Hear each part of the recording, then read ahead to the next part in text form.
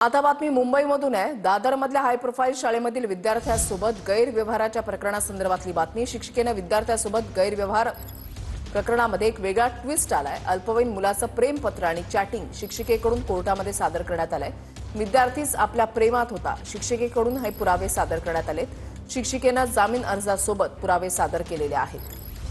कृष्णा सोनरवाडकर आमचे प्रतिनिधी या संदर्भातली अधिक माहिती देतील। कृष्णा, वृषाली, आपण पाहतोय की दादरमधल्या एका मोठ्या आणि हाय प्रोफाईल शाळेतील एक शिक्षिका जी आपल्या स्वतःच्या अल्पवयीन विद्यार्थ्यासोबत गैरवर्तन करत होती या आरोपाखाली अटकेमध्ये आहे आणि तिनं जामिनासाठी आता कोर्टामध्ये अर्ज केलेला आहे।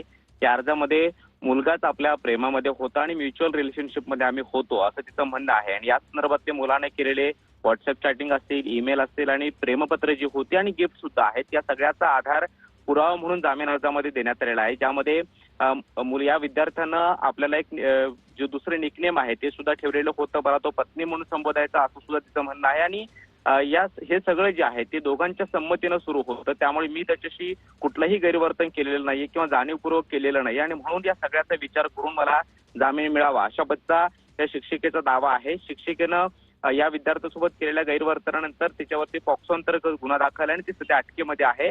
मुंबईतल्या अनेक मोठ्या 5 स्टार हॉटेलमध्ये ही शिक्षिका या विद्यार्थ्याला घेऊन जात होती असा एक आरोप आहे। आणि जे गैरवर्तन केलेलं होतं त्यानंतर पालकांनी जी काही तक्रार दिलेली होती त्यानुसार हा गुन्हा जो आहे तो दादर पोलीस ठाण्यात दाखल करण्यात आलेला आहे। मात्र आता शिक्षिकेनं विद्यार्थीच आपल्या प्रेमामध्ये होता आणि त्याच्याबद्दल जे काही पुरावे आहेत किंवा ठीक व्हॉट्सअप आणि इतर सोशल मीडियाच्या माध्यमातून संभाषणाचे पुरावे जे आहेत ते कोर्टामध्ये सादर केलेले आहेत। नक्कीच। धन्यवाद कृष्णा दिलेल्या सविस्तर माहितीसाठी।